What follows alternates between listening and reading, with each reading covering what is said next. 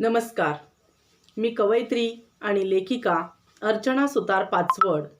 सर्वप्रथम गप्पा जगाच्या आणि कविता अर्चनाच्या या माझ्या यूट्यूब चॅनेलवर आपणा सर्वांचे सहर्ष स्वागत आहे.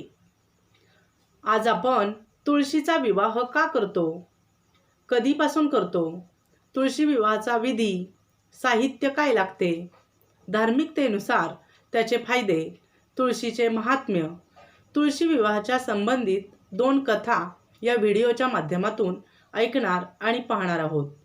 त्या अगोदर जर तुम्ही माझ्या चॅनेलवर नवीन असाल तर चॅनेलला माझ्या सबस्क्राईब करा आणि बेल आयकॉनवर क्लिक करा, जेणेकरून पुढील येणारे नवनवीन विषयावरील नवनवीन व्हिडिओ आपणास पाहावयास आणि ऐकावयास मिळतील.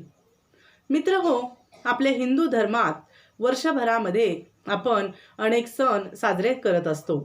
आपल्या रोजच्या जीवनात अनेक सुखदुःखे प्रवास करीत असतात. जीवन जगण्यासाठी, आरोग्यासाठी कामाची धावपळ सतत चालू असते.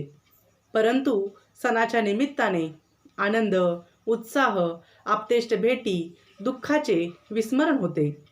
काही गोष्टी अंधश्रद्धाही दर्शवितात. परंतु माणसाचे आयुष्य हे कितीही माणूस बुद्धिवान, श्रीमंत झाला तरी त्याला मृत्यू, भविष्यात होणाऱ्या घटना, विधिलिखित मानवाला बदलता आणि चुकवता येत नाही. त्यातच जास्तीत जास्त आयुष्य हे कर्मावर अवलंबून आहे. कर्माचे फळ चांगले असो वा वाईट, हे ज्याचे त्याला त्याच्या कर्मानुसार मिळतेच. हे आपण अनुभवाने, डोळ्याने पाहतो. आणि माणसाने आसुराप्रमाणे न वागता माणसाप्रमाणे माणुसकीने जगावे, अन्यथा जीवनात त्याचे परिणाम भोगावे लागतात. हेच आपल्याला सणांच्या माध्यमातून आणि त्याच्या पाठीमागे असलेल्या धार्मिक, पौराणिक, आध्यात्मिक पोथी, ग्रंथ, पुराणातून आढळलेल्या, लिहिलेल्या कथेतून आपल्याला ऐकायला आणि वाचायला मिळते. कथा ऐकल्यावर आपण सण का साजरे करतो हे कळते आणि ऐकलेल्या कथेतून धस्स व्हायला होते की आपल्या हातूनही कधी वाईट गोष्टी घडायला नकोत असे वाटते. चांगल्या गोष्टी कराव्यात, जेणेकरून आपल्यालाच काय पण इतरांनाही आनंद मिळेल असे वाटायला लागते.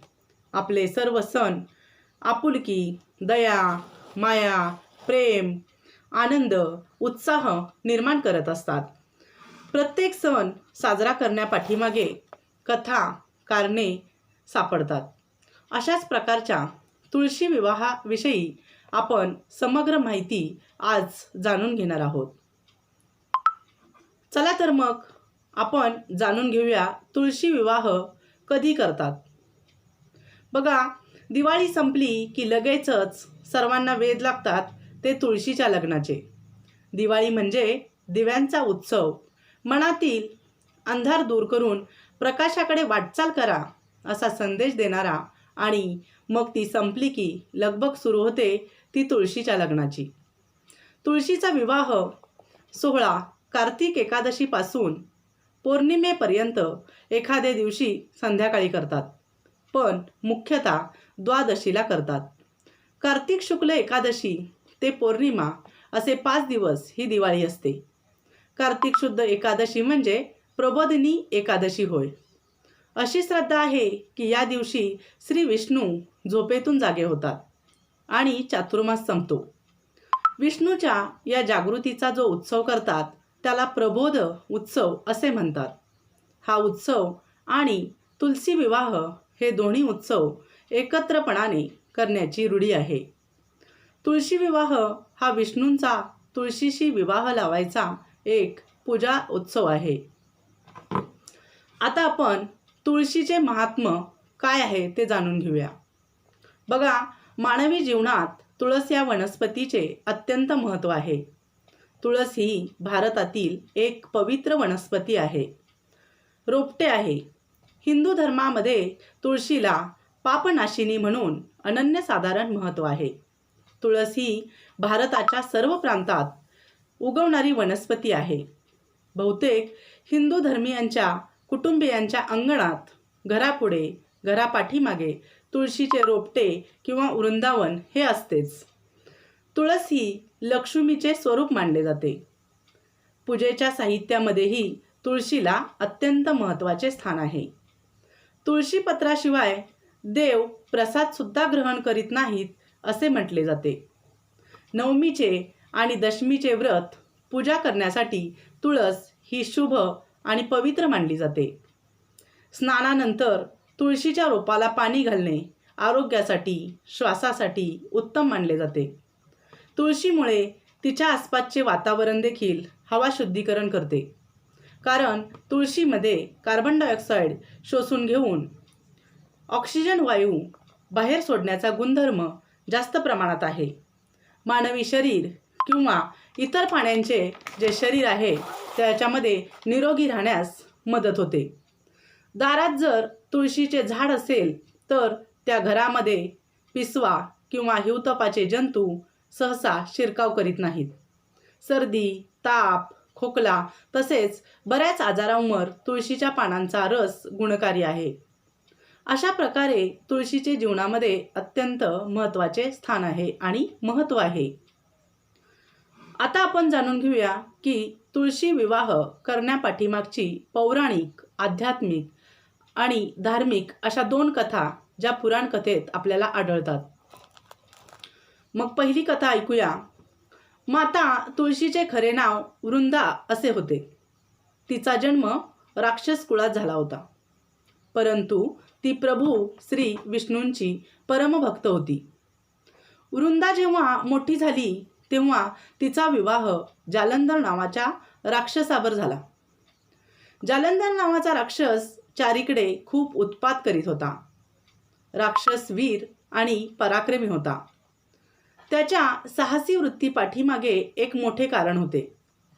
त्याची पत्नी वृंदा हिचे पतिव्रता धर्म तिच्या प्रभावामुळे तो सर्वव्यापी होता. वृंदा ही खरी विष्णूची भक्त होती. परंतु ती एक पतिव्रता स्त्री पण होती. तिची भक्ती आणि पूजेमुळे जालंधर विजयी होत गेला.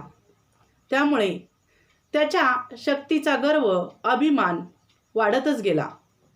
त्याने स्वर्गावर आक्रमण करून देवकन्यांना आपल्या अधिकारात नेऊन त्रस्त केले. त्यामुळे देवगण त्याच्यावर संतापले. जालंधरच्या या उपद्रवामुळे त्रस्त देवगण प्रभू विष्णूकडे आले आणि संरक्षणासाठी विष्णूला शरण येऊन याचना करू लागले. जालंधरच्या कृत्याचा अंत करण्यासाठी त्यांच्याकडे प्रार्थना करू लागले. परंतु जालंधरचा अंत करण्यासाठी त्याची पत्नी वृंदाचे सतीत्व भंग करणे आवश्यक होते. त्यांची प्रार्थना ऐकून विष्णूने वृंदा हिचे पतिव्रता धर्मभंग करण्याचा निश्चय केला. मग भगवान विष्णूंनी जालंधराचे रूप धारण करून वृंदाला त्रास देऊन स्पर्श करण्याचा प्रयत्न केला. त्यावेळी वृंदाचा पती देवतांशी युद्ध करीत होता. इकडे वृंदाचे सतीत्व नष्ट होताच जालंधर युद्धात तिकडे मरण पावला.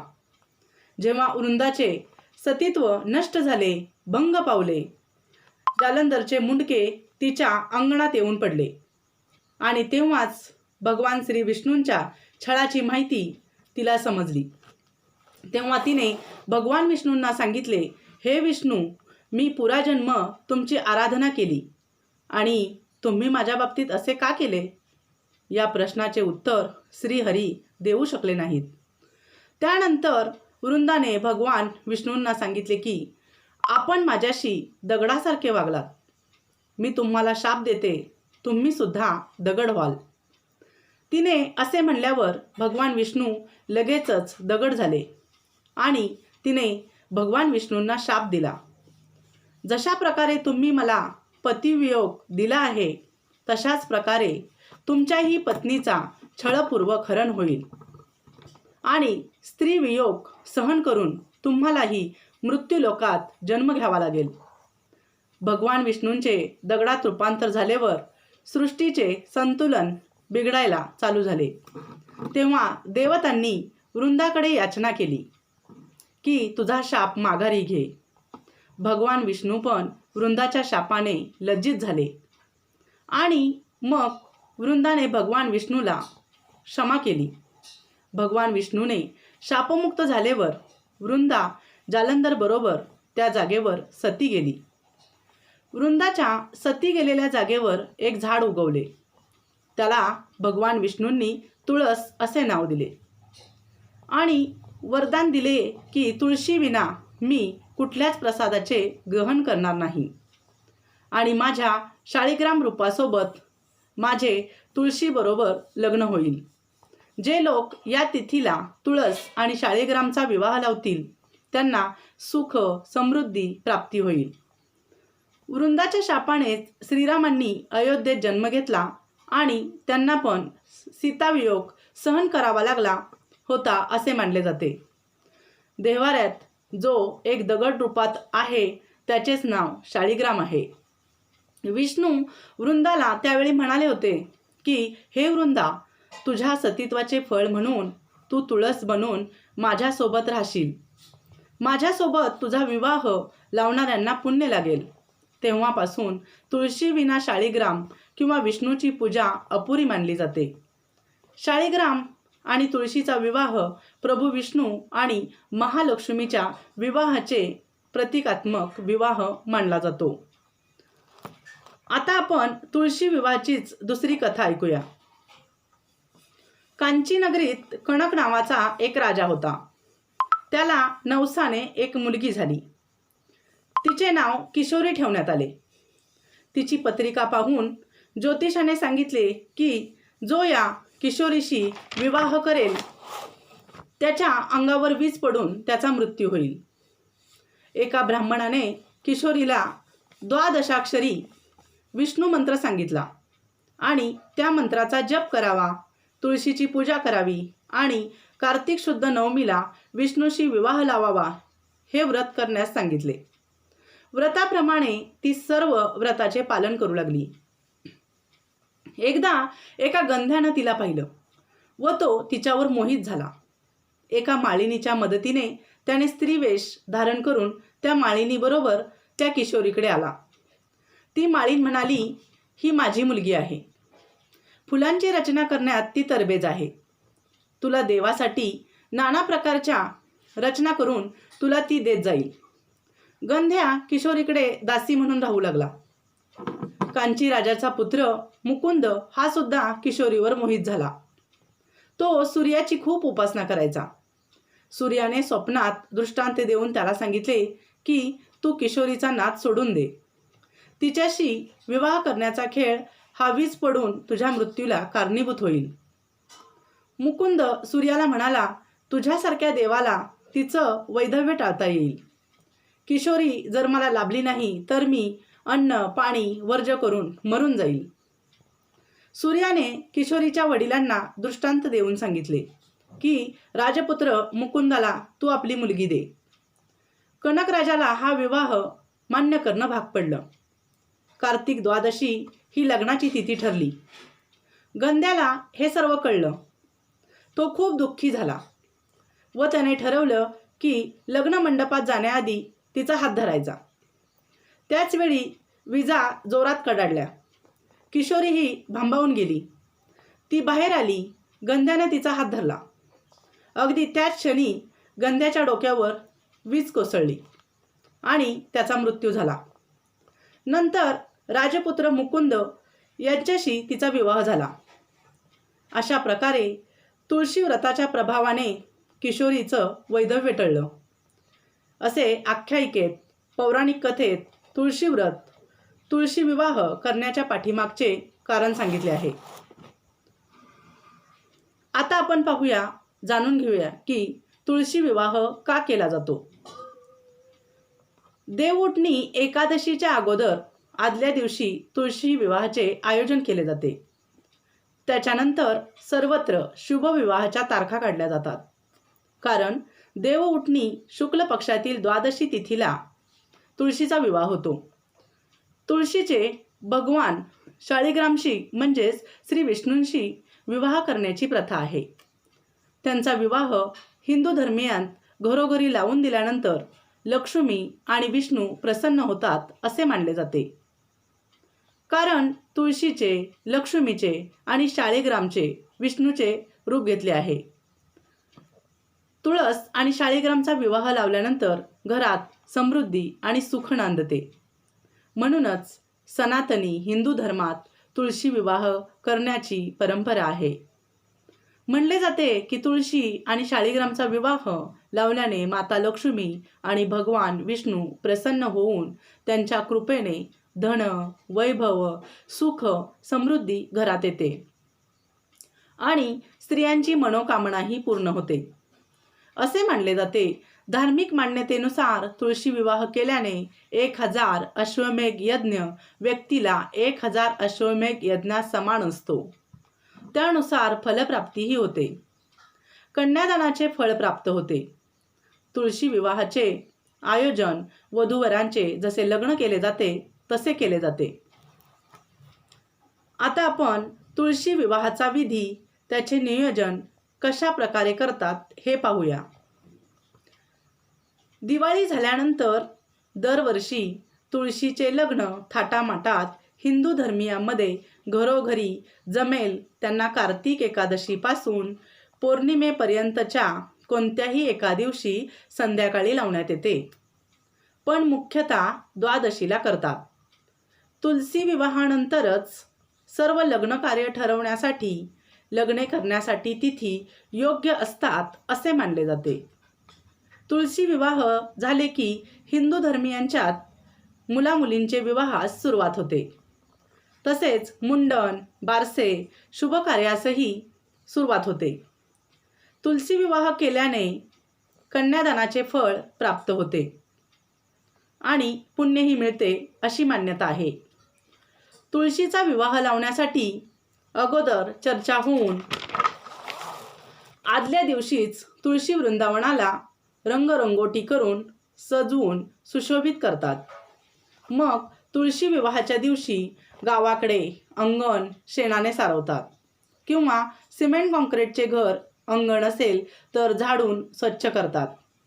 शहरात बाल्कनीत किंवा टेरेसवरच तुळशी विवाह लावला जातो. अंगणात रांगोळी काढली जाते. प्रत्येकजण आवडीप्रमाणे हौसेने तुळशी विवाह साजरा करतात. अगदी वधूवरांप्रमाणे लग्न लावले जाते. त्यासाठी साहित्य काय लागते ते आपण पाहूया. चिंचा, बोरे, आवळे, मंडप उभारण्यासाठी ऊस, श्रीकृष्णाची मूर्ती, तर काही भागात देव्हाऱ्यातील शाळीग्राम त्याला सजवण्यात येते.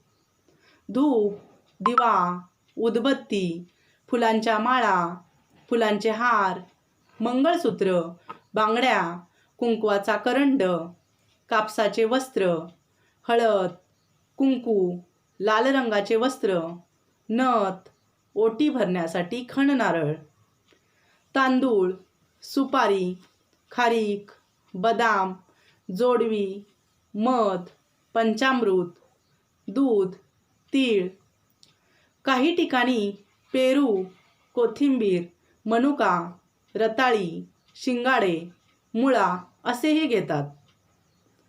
नैवेद्यासाठी शिरा करतात.